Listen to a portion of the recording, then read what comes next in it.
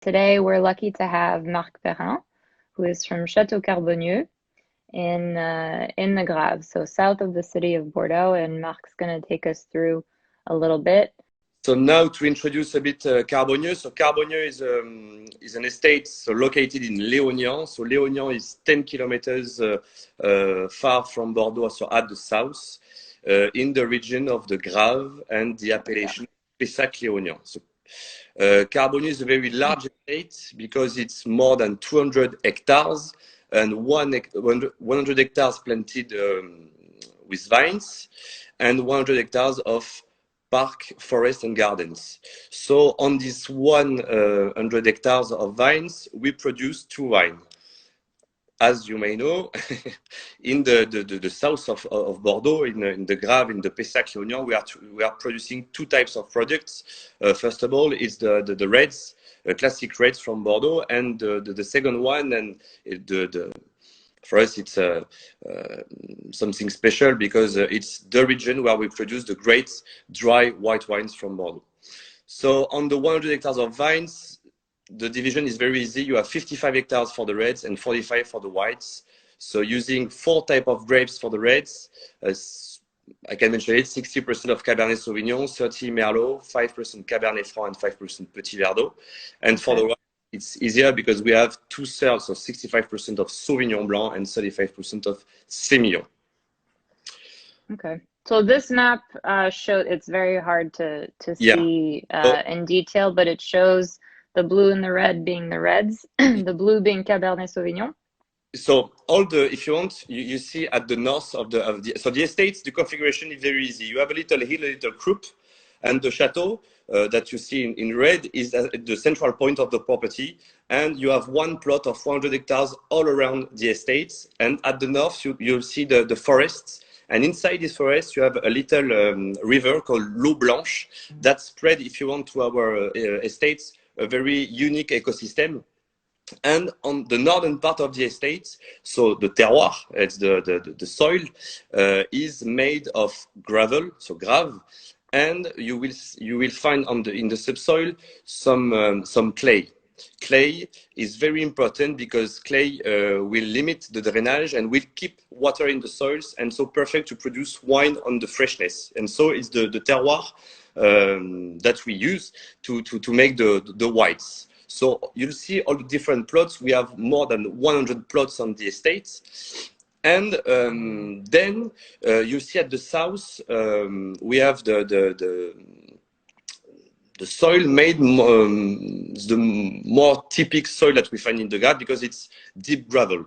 And so it's the poor soils of the estate because you have less water inside, and it's the best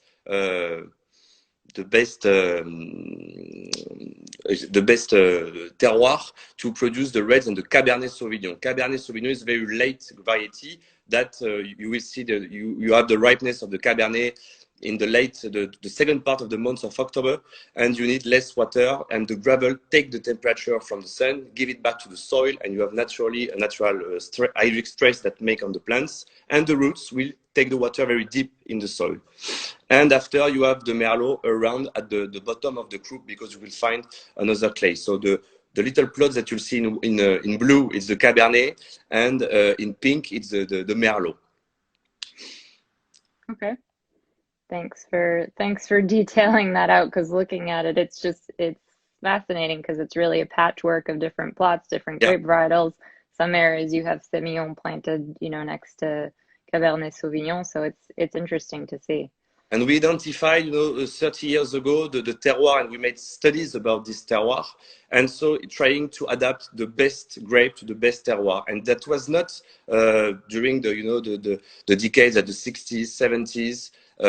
My great-grandfather just wanted to produce wine, and they didn't, they know they have a good terroir, but each piece of land have their specificity in terms of drainage, exposition to the sun. And so we had our work in our generation, the generation of my father, was to adapt and to renew now the winery and the plots. And actually we are in for me, the optimum in terms of production, because we the combination between the soils and the varieties are actually, I think, perfect.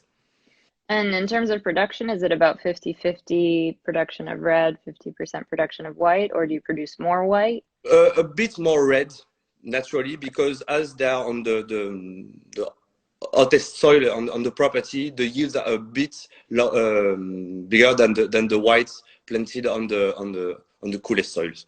So Okay. it's a general production about 600,000 bottles, and you have 60% for the reds and 40% for the whites.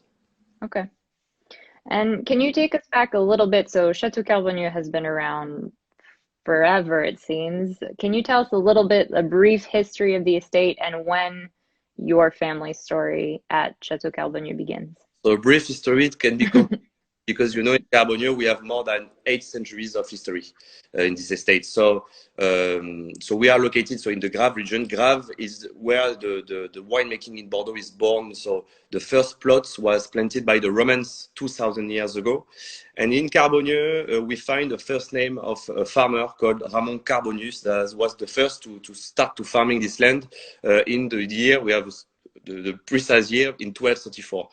But this person was not making any wines at this period. And we see the starting of this adventure about the winemaking at the end of the 13th century. It's monks from an abbey in Bordeaux called the Abbey of Sainte-Croix that were the first to plant and to make wine in this property. So in 1292. And these monks stayed two centuries, here in Carbonnieux. So from the end of the 13th century to the end of the 15th one.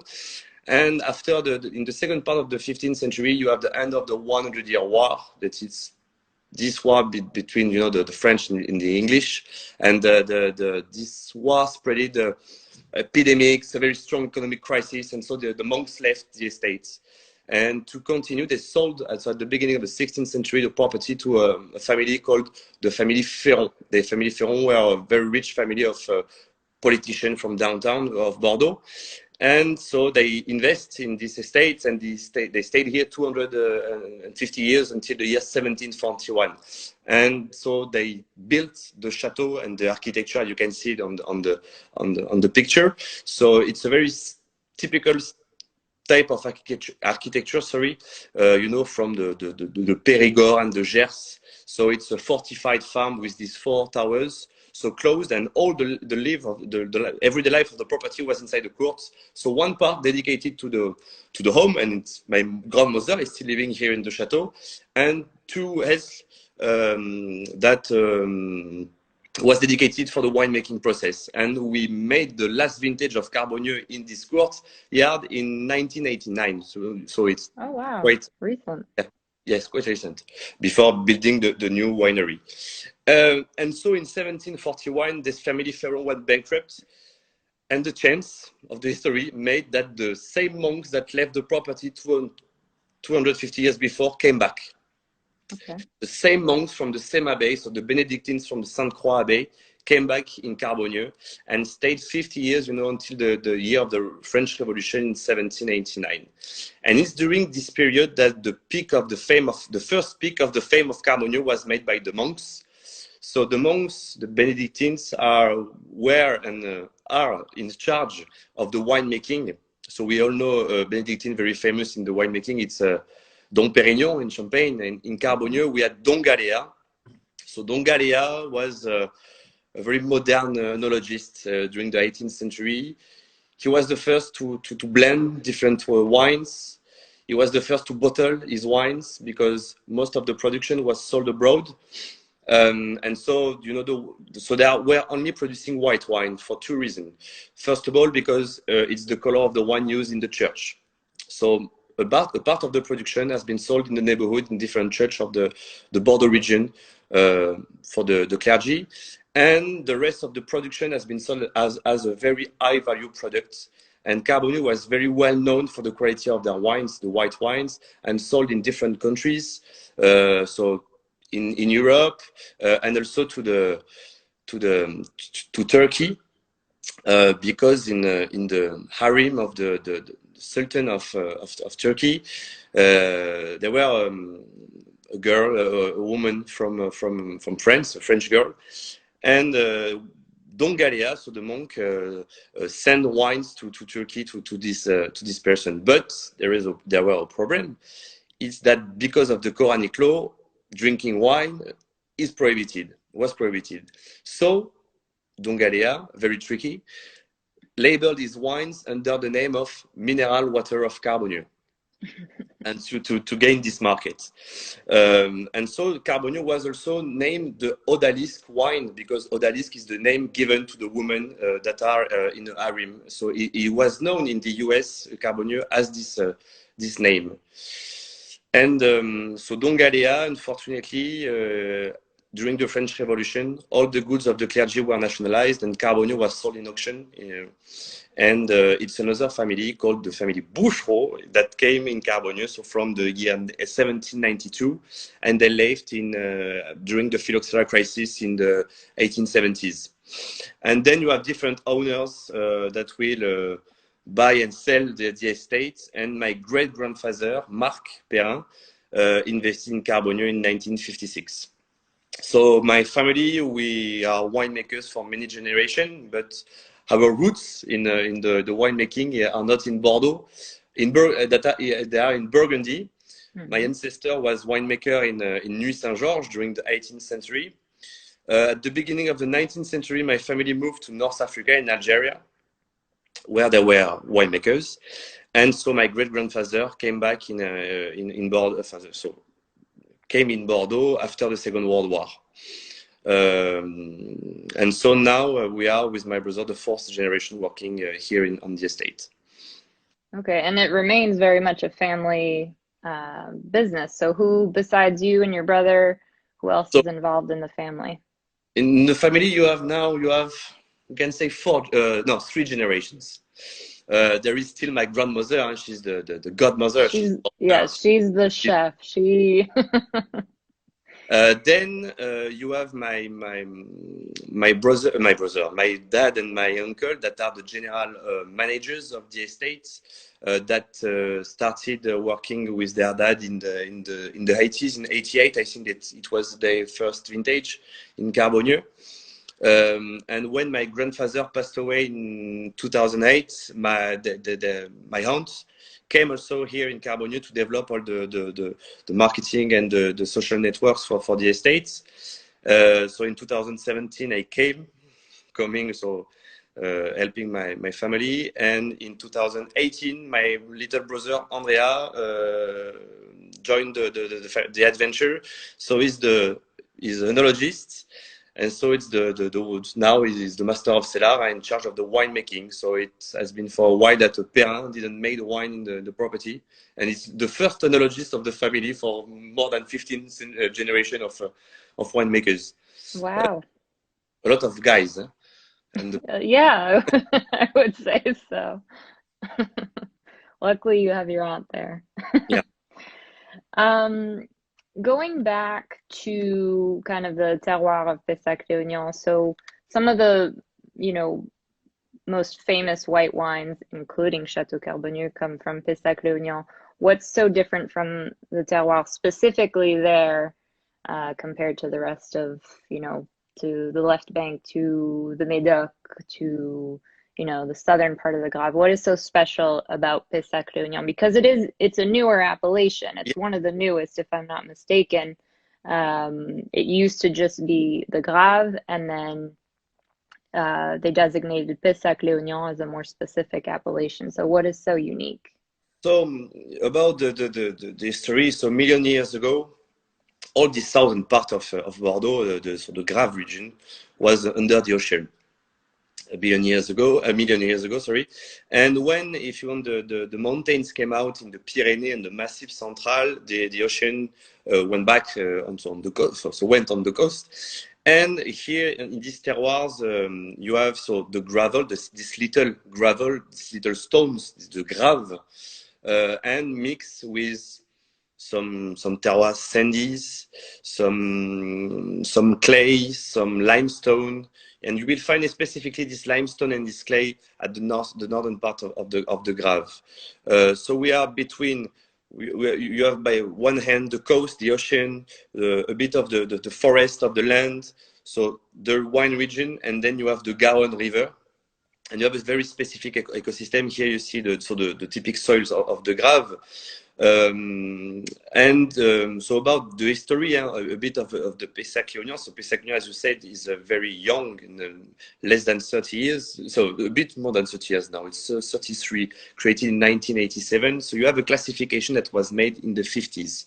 And in 1953, and this classification has been a bit renewed in 1959, 14 chateaux were classified for their wines. Some for their reds, 6. Some for both colors, 6. And 2 for their whites. Carbonnieux was classified and is classified for both colors. And all these chateaux are concentrated in the northern part of this wine, the Grave region.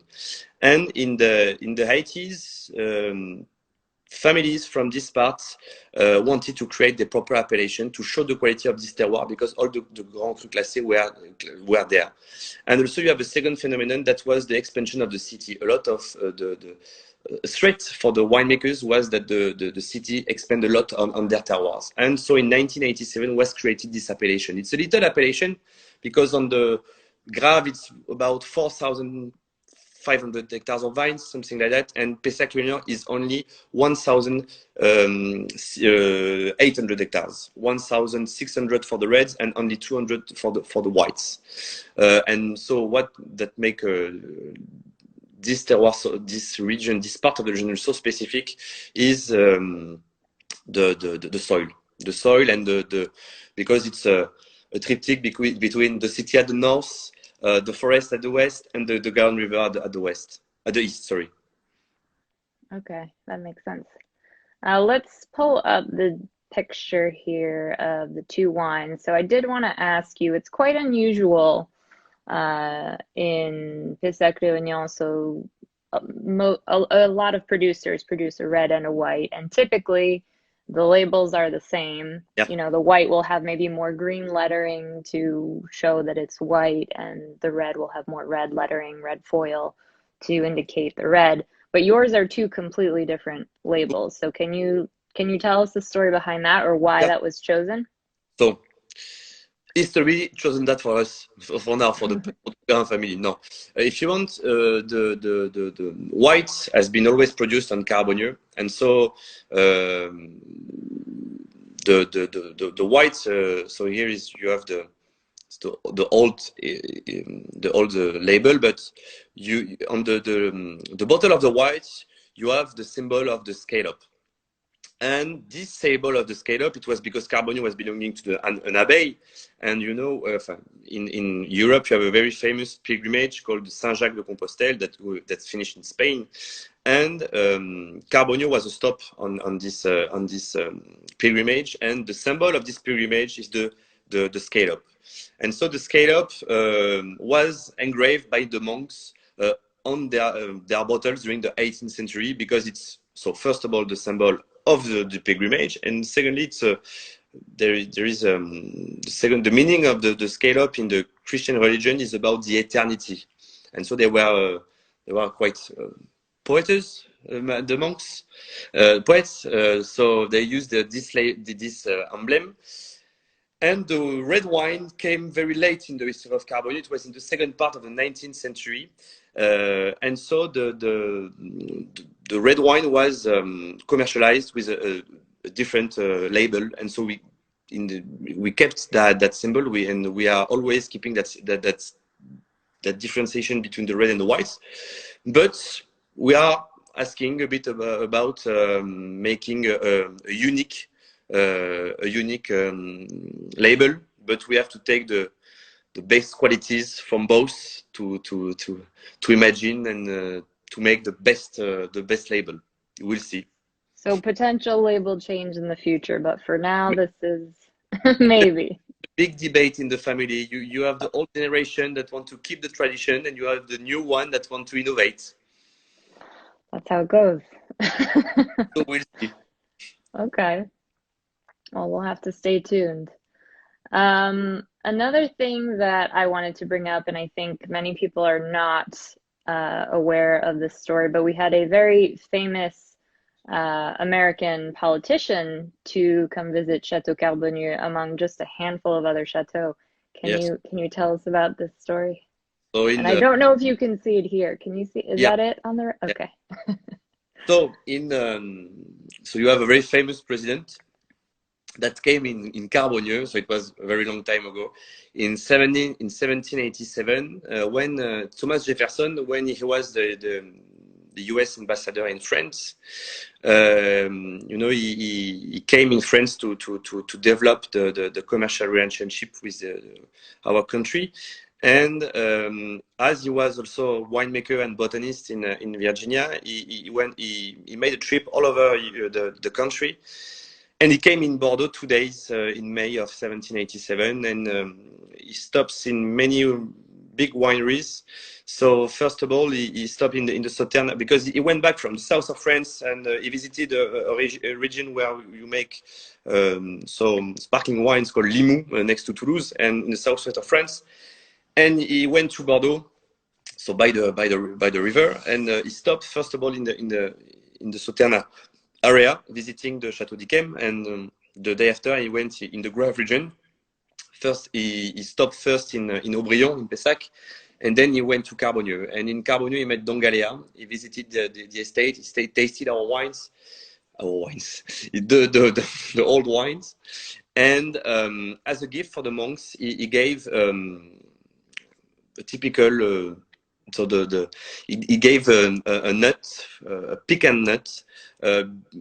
These trees typically from Virginia and Texas, and so he wanted to know if this species of tree can grow and how it can grow in Europe.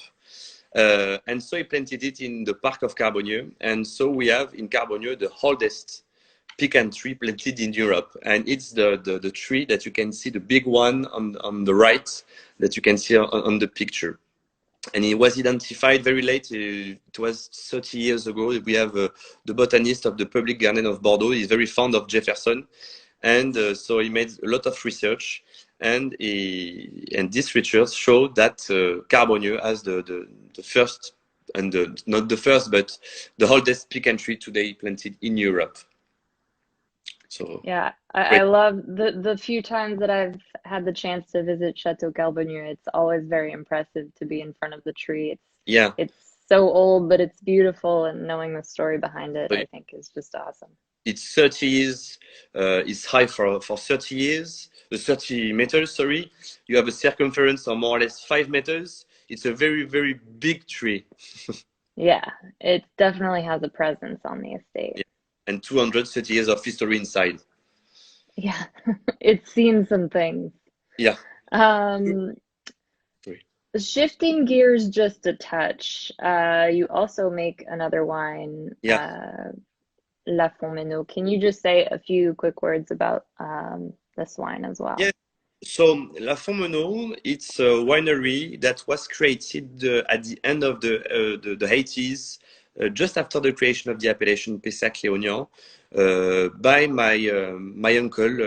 So it's managed and owned by my uncle Philibert Perrin. So it's a satellite in the Carbonnieux galaxy, which I can say, say like that.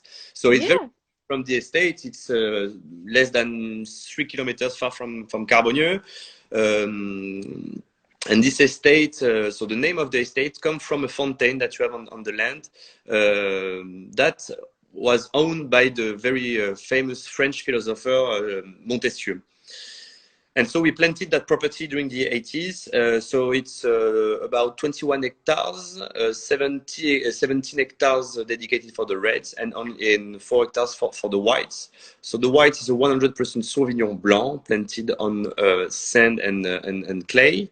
And the reds, it's 50% Cabernet Sauvignon, 45 Merlot, and 5% Cabernet Franc. So about the whites, is the style very fresh, but you have the strengths, you have the acidity and the complexity of the Sauvignon. So it's fermented and aged in big barrels of it's 5 hectoliters. and 10 months. So it's something very fresh to drink young, very interesting wine. And the red is the classic Pessac-Leonan, elegant on the finesse, aged less than 1 year in barrels and 25-30% of new barrels. Okay. Something to drink while we wait for Yeah, Carbonnieux. pleasure, La Fourmeneau. And on that note, I do like to point out, so for Chateau Carbonnieux for the white, you know, when people think white wine from Bordeaux, they don't necessarily think about the ageability, but Chateau Carbonnieux the white can age quite a bit. Is there, you know, does it really depend vintage to vintage, or is it a wine that you would say drinks well after a certain time? I mean, of course, it's developing. It depends what kind of style you like, but Chateau Carbonnieux is definitely a wine that can hang on for quite a bit, I Sure. would say. Chateau Carbonnieux, white. So because of first the unique terroir that we have makes this wine very strong, very powerful, with a good acidity and able to be aged a very long time. So a very long time. You can age it 10, 15, 20, 30 years. So many months ago, we tasted a white wine from 1937 that was quite incredible, colored, very pale on the freshness, Wow. some secondary aromas developing. That's usual, that's normal, but not a wine oxidated. So for me, it depends how you like Of to drink course. that. You can drink it very young, less than 3 years, on the freshness. So it's a bit, it's a like a young man, it's a bit aggressive, but sweet, but sweet in the taste and sweet in the structure. But for me, because of this wine is aged in barrels in 10 months, and the aging in barrels add potential because that's fat, that's adds structure to the wine. You have to wait between 3 and 7 years. It's the good window to drink our wines because it's here for me that they are the more complete. You have the young side with the good acidity, something fresh on the fresh fruit of the Sauvignon, and then you have the fat and the bit the structure of the Semillon, and also I like the bitterness and like the pomelos that can add a variety like the Sauvignon Blanc, and it's the best way to. Our wine are very good to pair with food. They are wine of gastronomy, with something coming from the sea, with scallops. It's not a Mm. marketing idea to put the scallop on the pairing. So it's a remind for our customer to drink it with scallops. No, and the shellfish, grilled fish, and white meats. That's look crazy. Okay. Oysters too. I love Yeah. Carbonnier and oysters. Hard to go wrong. So we're just reaching about the time where we have to part ways, but I don't know, Marc, if there was anything that you wanted to add in. Again, I'm sorry for this weird little No. frame here, but if there was anything that we didn't cover that you wanted to bring up or anything new going on. Uh, So a lot of projects came down with the COVID crisis, but no, but actually we are making some. So we are actually during in the estate. At the time I'm talking to you, we are ending the pruning, so preparing the new vintage. We are tasting the batches of 2020 because we are going to release it for tasting to en primeur tasting, so in April. So it's a key period for us because we are preparing the new vintage and making born the 2020. We have some little projects. We are making some works to renew the office, because our office we are in the chateaus, and now we want to put it back with all the teams. And we have a project to renew all the farming buildings. So in the coming years. So no, and the big challenge now is and the big project is for our generation to continue the adventure. I think it's the biggest project that I can tell you. I agree. I'm right there with you, trying to spread the word. Yeah. And no, I hope that because I didn't practice my English for a while, it was okay, Perfect. right? You're fantastic. No, Fantastic.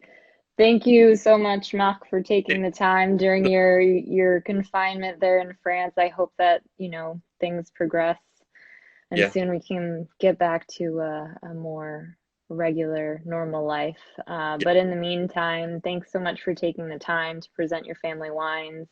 And hopefully, we'll continue to sell your beautiful wines here. And I hope. hopefully one day we can see you over on this side of the world here in New York. Yeah, hope to come on the market a bit and to visit you and your clients and